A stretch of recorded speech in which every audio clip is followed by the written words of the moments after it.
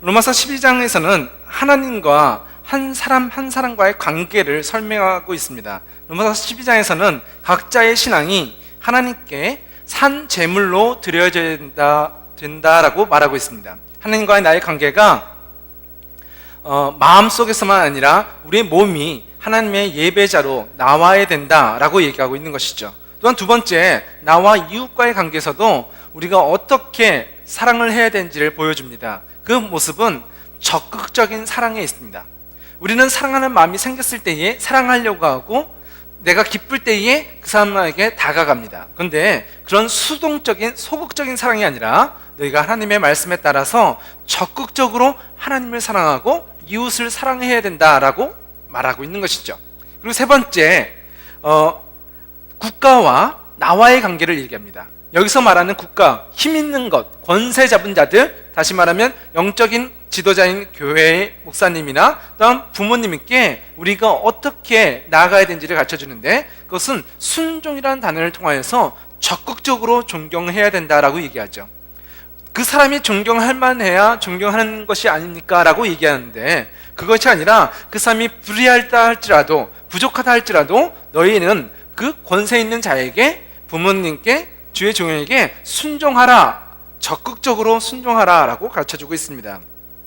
또한 네 번째는요, 율법과의 관계를 말합니다. 율법은 무엇이냐면 우리에게 하나님께서 주신 명령이에요. 그래서 율법을 지키려고 하는 것이 이것만 하고 나머지는 내 맘대로 하겠습니다라는 태도가 아니라, 율법을 넘어서서 하나님을 더욱더 목숨을 다해 사랑하고 내 이웃을 내 몸과 같이 사랑하라는 적극적인 순종을 가르쳐주고 있습니다.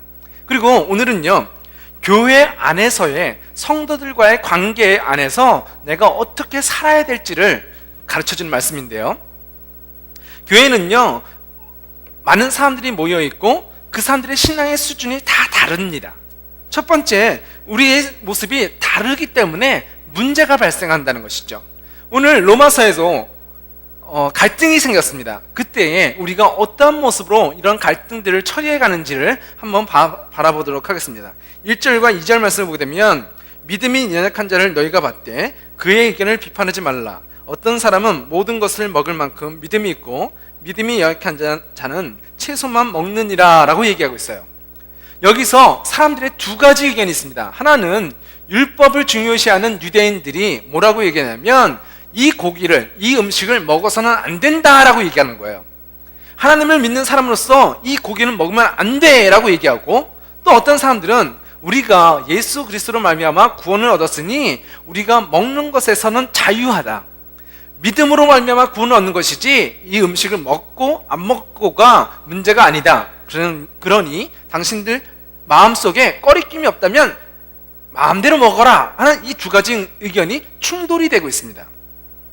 왜 이런 배경이, 이런 문제가 생겼냐면, 그 당시에 모든 고기는요, 소를 잡거나 양을 잡을 때 이방 우상에게 제사를 드린 다음에 그 고기가 마켓에 나오는 거예요. 고기를 사 먹어야 되는데 이 고기는 어떤 고기다? 제사를 드린 고기라는 것이죠. 그래서 유대인들이, 율법을 중요시하는 유대인들이 이 고기는 우상에게 절한 고기이기 때문에, 제사를 드린 고기이기 때문에 먹으면 안 된다라고 얘기를 하는 거예요. 그리고 한쪽에서는 괜찮다라고 얘기하는 것이죠. 여기에 갈등이 있습니다. 더 중요한 갈등은 뭐냐면, 이제 사회생활을 하든지 학교나 우리 일상생활에서도 갈등이 있잖아요. 나랑 의견이 안 맞는 사람들 있잖아요. 근데 그거는 세상이니까 그렇다 치더라도 교회에 왔는데 왜 믿는 형제 자매들끼리 싸우죠? 야, 이러면서까지 교회 다녀야 되나? 라고 생각이 되는 거예요. 그리고 두 번째, 나는 이 말씀을, 하나님을 잘 믿고 싶은 마음에 율법을 붙잡는 거잖아요. 하나님을 안 믿겠다고 율법을 붙잡는 것이 아니라 하나님을 잘 믿으려고 이 율법을 따르는 거거든요. 그래서 이 사람에게는요, 이렇게 하는 것만이 하나님을 잘 믿는 거야. 신앙을 버릴 수 없는 거죠. 또한 이쪽에 있는 사람들은 우리가 율법으로 구원을 얻는 것이 아니라 믿음으로 구원을 얻었는데 무슨 소리 하는 거야? 하나님에 대한 믿음이거든요. 그러니까 상가의 사람, 맨투맨의 갈등이기도 하지만 믿음과 믿음의 갈등이에요. 그래서 이 갈등은 웬만해서는 해결이 안 돼요. 왜? 목숨을 걸고 신앙을 지켜야 되잖아요. 그러니까 이 사람도 자기의 믿음을 갖고 목숨을 걸고 싸워요. 이 사람도 율법을 붙잡고 목숨을 걸고 싸워요. 그래서 교회가 깨지는 거예요. 개인적인 돈 때문에 싸우는 것이 아니라 믿음과 믿음 때문에 싸운다는 거예요. 그래서 로마서는 너의 믿음이 어떻게 다루어져야 되는지를, 우리 안에, 공동체 안에 있는 이 믿음의 갈등들을 어떻게 해결해야 하는지를 가르쳐 주는 것이죠. 근데 그 기준은 먹느냐 먹지 않느냐에 있지 않고 사랑 안에 있느냐라고 확인하라는 거예요.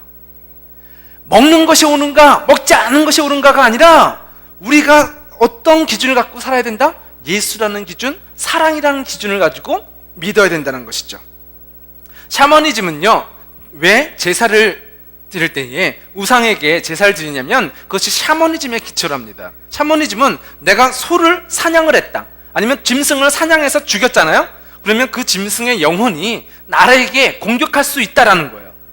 그래서 그 동물의 신이 나를 공격할까봐 무서워서 제사를 드리는 거예요. 소의 신에게, 동물의 신에게 제사를 지내고 나를 공격하지 말라고 그 죽은 동물을 위로한다는 것이 샤머니즘이거든요. 우리는 그것과는 상관없는 사람들이잖아요. 그런데 왜 우리가 먹느냐 먹지 않느냐에 따라서 싸우는가, 그 갈등을 어떻게 해결하는가에 대해서 3절을 보십시오.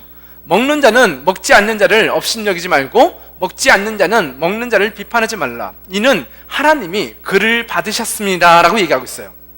하나님께서 고기를 먹는 사람도 받았다, 하나님의 사람이라 인정하시고, 고기를 안 먹는 사람도 누구의 사람이다? 하나님의 사람이다 인정하셨으니까 너희끼리 싸우지 마 라고 얘기하는 거예요.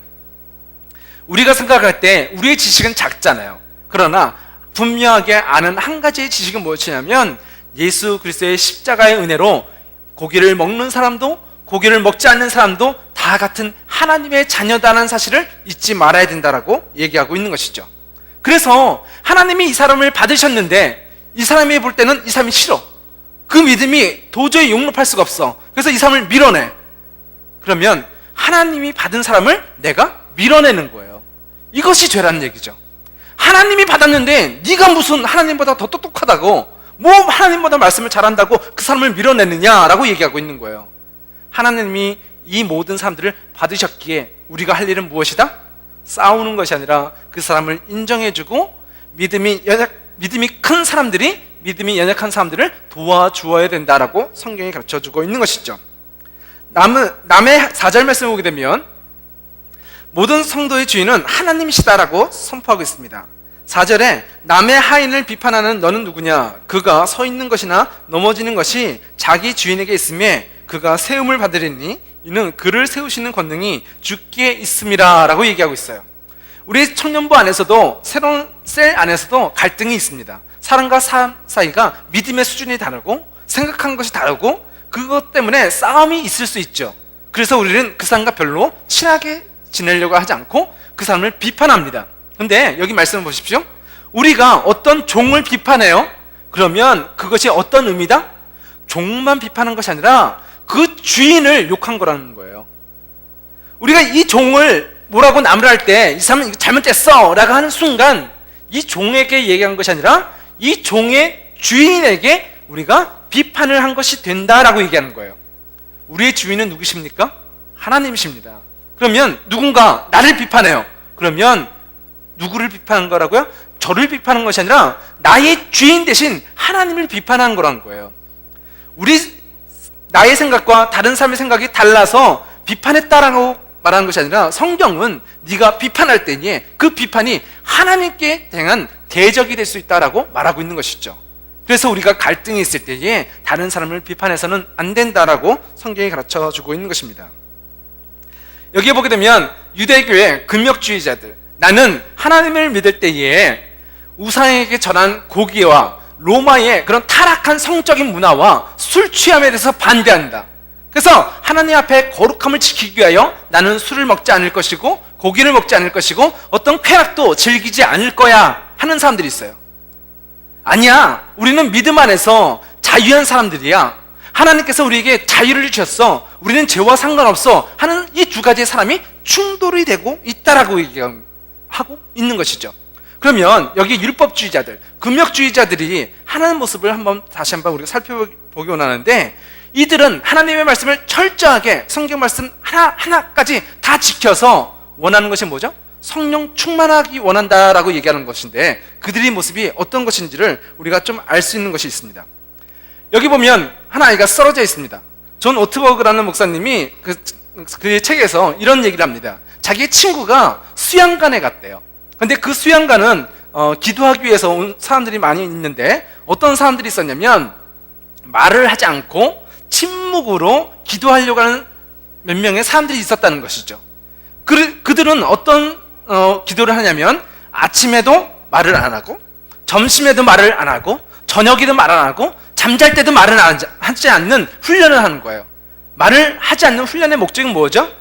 내가 내 생각과 세상의 것들은 다 없애버리고 내 안에 예수만 가득하기 원합니다. 예수를 더욱더 알기 원합니다. 라는 금욕적인 훈련을 하는 거잖아요. 근데 그 친구가 길을 가다가 그 수도원 안에서 코너를 들었는데 이 훈련하는 사람과 부닥친 거예요. 그래서 넘어졌대요. 근데 아까 이 훈련하는 사람이, 침묵에 훈련하는 사람이 어떻게 했는가? 넘어진 사람을 보고도 아무 말도 안 하더라는 거예요. 내가 사람과 부닥쳐서 다른 사람이, 상대방이 넘어졌으면 어떻게 해야 되죠? 괜찮으세요? 죄송합니다 하는 것이 보통 우리의 매너잖아요. 근데 이 사람은 지금 어떻게 했다? 나는 지금 침묵의 훈련을 하고 있기 때문에 말을 하지 않겠다는 거죠. 침묵의 훈련은 그 목적이 무엇에 있습니까? 내가 며칠 동안, 몇 시간 동안 말을 하지 않겠다. 그것이 목적인가요? 말을 안 하는 것이 목적이 아니라, 말을 안 하는 것에 목적을 두는 것이 아니라 하나님을 더 아는 게 목적이잖아요. 내 안에 예수 그리스도가 더 충만한 게 목적이잖아요. 그러면 예수님이 넘어진 사람을 보고 그냥 있으실까요? 이러실까요? 내가 잘못을 했다면 이것이 아니라 내가 달려가서 그 사람을 일으켜야죠. 그리고 내가 입을 열어서 죄송합니다, 제가 실수를 했네요, 어디 다친 데 없으십니까? 돌보고 사과하는 것이 성령 충만한 것이죠. 그런데 지금 유대인들이 어떤 것을 목적을 두고 있다? 예수 그리스도의 마음은 사라진 채 내 마음속에 율법만 남아있는 거예요. 나는 이 훈련을 하리라, 내가 하나님을 사랑하리라, 침묵하리라. 그래서 내가 정말 말해야 될 위로의 말은 안 해. 내가 정말 말해야 될 사과의 말을 안 해. 이것이 율법주의자들의 모순이라는 것입니다. 하나님께서는 우리가 다른 사람에게 내가 성령 충만을 원한다면 어떤 먹느냐 먹지 않느냐의 방법이 중요한 것이 아니라, 먹는 사람도 예수 그리스도로 성령 충만해야 되고, 먹지 않는 사람도 예수 그리스도로 성령 충만해야 된다라고 가르쳐주고 있는 것이죠. 14장 6절 말씀은 나를 중히 여기는 자도 주를 위하여 중히 여기고 먹는 자도 주를 위하여 먹으니 이는 하나님께 감사하며 라고 얘기하고 있어요. 여기서 날이란 어떤 날이냐면 안식일이라고 얘기하고 있습니다. 안식일은 어떤 날입니까? 하나님께서 천지 만물을 창조하시고 일곱째 되는 날에 아무 일도 하지 말고 쉬라고 한 날이에요. 율법에서 가장 중요한 의미의 날이 안식일이죠. 또한 두 번째, 무엇을 지키라고요? 고기를 우상에게 절한 고기를 먹지 않겠다라는 이 두 가지를 지키는 사람들, 아니 이 두 가지를 다 안 지키는 사람들이 있다는 거예요. 그런데 안식일을 지키지 않는 사람들, 모든 날이 하나님의 날이다 라고 얘기하는 사람들, 안식일은 하나님의 날이다 라고 말하는 사람들, 모든 고기를 먹어도 된다고 하는 사람들, 먹어서는 안 된다고 하는 사람들과 공통적으로 해야 될 것이 한 가지가 있다라고 얘기해요. 무엇을 한다고요? 하나님께 감사한다라고 얘기해요. 율법을 지키지 않는 사람들도 하나님께 감사해야 되고, 율법을 지키는 사람들도 하나님께 감사해야 된다라고 얘기하고 있는 것이죠.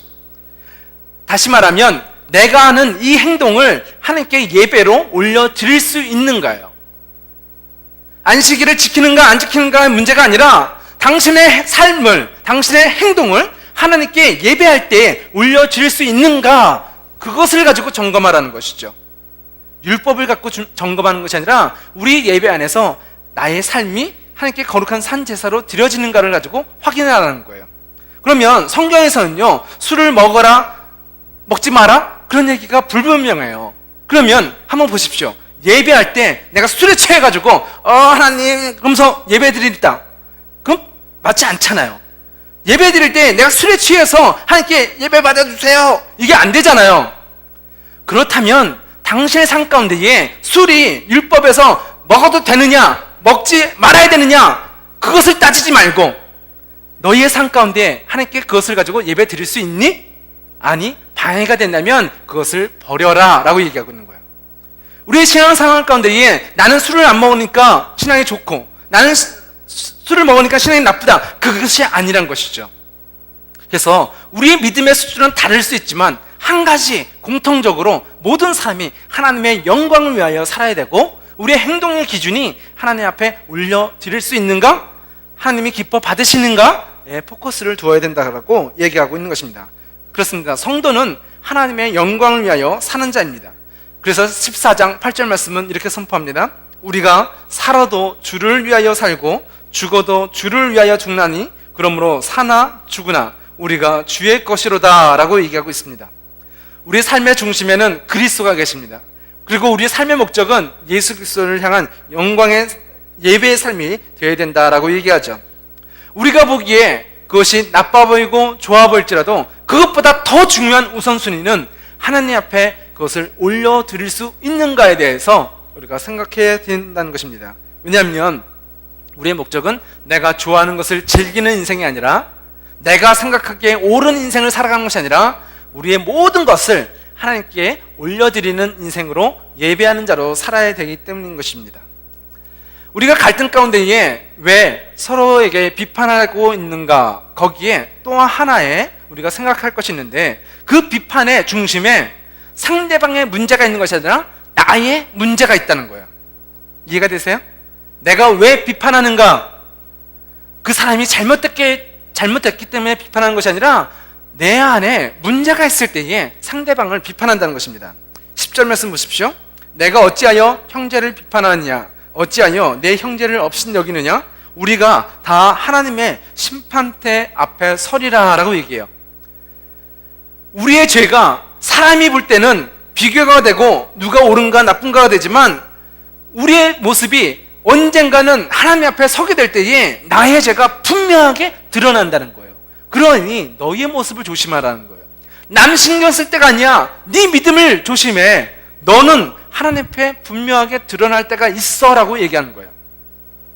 1994년에 남아프리카의 백인 정부인 아파르트헤이트 정권의 마지막 시기에 부족 간의 전쟁이 일어났습니다. 나와 다른 부족을 만나게 되면 사람들이 이유 없이 그 사람들을 붙잡아서 잔인하게 살인한 것입니다. 그래서 세계 각지의 사진 기자들이 그것을 취재하게 모였습니다. 그리고 인터뷰를 합니다. 왜 저 사람을 죽입니까? 왜 저 사람이 어떤 잘못을 했길래 저렇게 매를 맞고 있고 칼로 그 사람이 살해당한 것이죠? 라고 인터뷰를 했습니다. 그때 대답이 뭐냐면 그 사람이 우리의 원수이기 때문입니다 라고 얘기하는 거예요. 우리의 원수이기 때문에, 우리와 다른 부족이기 때문에 죽이는 것이다 라고 얘기하고, 그 사람, 이 한 부족이 이 사람을 죽이고 난 다음에 승리했다는 노래를 부르면서 춤을 추면서 돌아가는 거예요. 사람을 죽이는데 어떻게 저렇게 잔인할 수가 있을까? 어떤 원수이길래? 그래서 조금 더 위험하지만 그 부족의 마을로 들어가서 계속해서 취재를 하게 됩니다. 그때 한 가지 발견한 것이 있어요. 그것이 뭐였냐면 이들의 자녀들이 굶고 있다는 거예요. 이 부족의 자녀들이 밥을 먹지 못하고 있는 거예요. 그런데 그 이야기를 들어보니까 지금 이 마을에 공장이 있는데 일자리가 100개가 있다면 저쪽 마을에 다른 부족들이 일을 하게 되면 이쪽 마을에 있는 사람들이 일을 못하는 거예요. 그러니까 일을 못하니까 돈을 못 벌죠. 돈을 못 버니까 아이들에게 밥을 못 먹이는 거예요. 우리 아이들이 먹고 살 수가 없고 어떠한 것도 우리에게 희망이 없다라는 좌절과 분노가 이 사람들 마음속에 가득 차 있는 거예요. 할 수 있는 것은 없으니까 술을 마시고 마약에 취하고 그 분노하는 마음이 끓어오르다 보니까 저 원수들만 없으면, 저 부족만 없으면 내가 우리 아이들을 먹여 살릴 수가 있는데 저놈들 때문에 내 아이들이 지금 굶어 죽는구나. 내가 이렇게 힘든 이유가 누구 때문이지? 저놈들 때문이야 라는 생각이 있는 거예요. 그래서 그 부족 사람만 보면 아무런 이유도 없어요. 달려가서 죽이는 거예요. 무엇 때문에 죽이는 거죠? 무엇 때문에 비판하고 있는 거죠? 원수라고요? 아니요. 그들이 잘못한 게 없어요. 문제는 뭐죠? 우리 아이들이 굶어 죽어가고 있다는 거예요. 내가 어떠한 것도 능력이 없다는 거예요. 1994년에 독수리와 소녀라는 이 사진이 플리처상을 받게 됩니다. 이건 수단의 얘기인데요. 수단에서 일어난 일인데 지금 여자아이가 배가 고파서 정말 뼈만 보이잖아요. 그 아이가 식량을 우유가루를 받으러 마을을 구호단체를 찾아가다가 힘이 없어서 지금 넘어져 잠깐 쉬고 있는 장면입니다. 근데 뒤에 뭐가 있죠? 독수리 한 마리가 이 아이를 쫓아오고 있는 거예요. 왜요? 이 아이가 쓰러져서 다시 일어나지 못하면 그 아이를 파먹으려고. 이 사진 한 장이 세계에 퍼지게 되었고, 이 사진 한 장을 통해서 많은 구호단체들이 그리고 많은 선교사들이 모든 사역들이 일어나게 됩니다. 그런데 이런 상태가 이 남아프리카에 일어나고 있었던 것이죠. 많은 사람들이 굶어 죽었고 어떤 희망도 없으니까 자신들의 아픔을 누구에게? 저놈들 때문에 우리가 이렇게 힘들다라고 원망하고 있는 거예요. 비판을 왜 한다고요? 저 사람들이 문제가 아니라 내가 문제예요. 내가 어떤 좌절, 내 안에 있는 분노와 내 안에 있는 아픔들이 내가 상대방을 공격하게 만든다는 것이죠. 내가 아프니까 칼을 들고 다른 사람들을 죽이고 있다는 거예요. 그것이 우리의 모습 가운데 있다는 것입니다. 여러분이 왜 분노하냐고요? 왜 비판하냐고요?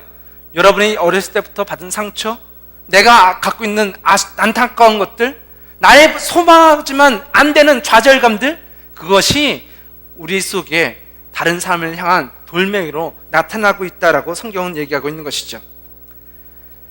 문제가 상대방에 있는 것이 아니라 내 안에 있는 것입니다. 그래서 이제는 우리가 해야 될 것은 무엇이냐면 우리 안에 있는 이 아픔과 좌절과 상처들, 그 분노들을 십자가 앞에 내려놓고 내가 치료받을 때에 우리는 다른 사람을 비판하는 것이 아니라 다른 사람을 사랑할 수 있는 공동체로서 설 수 있다는 것이죠.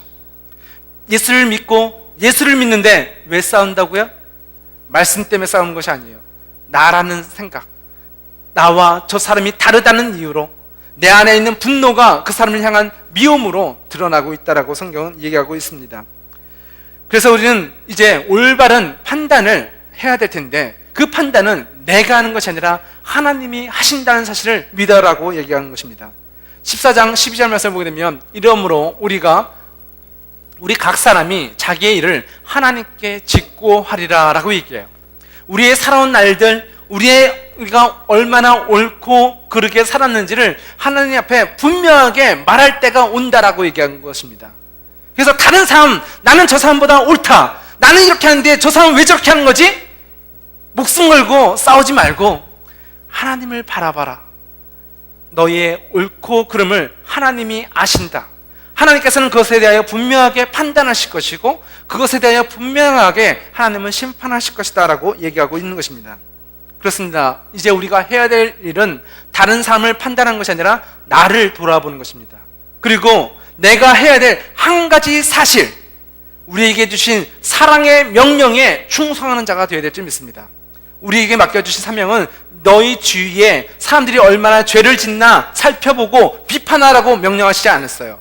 하나님께서는 우리에게 단 한 가지의 명령, 목숨을 다하여 하나님을 사랑하고 내 이웃을 내 몸과 같이 사랑하라는 명령을 주셨어요. 그래서 이제는 우리가 다른 사람과 비판하고 싸워가는 것이 아니라 그 명령에 따라 순종하며 사랑하기로 결단하며 사랑으로 섬기며 나아가시는 저와 여러분이 되시기를 예수님의 이름으로 축원드립니다. 기도하시겠습니다.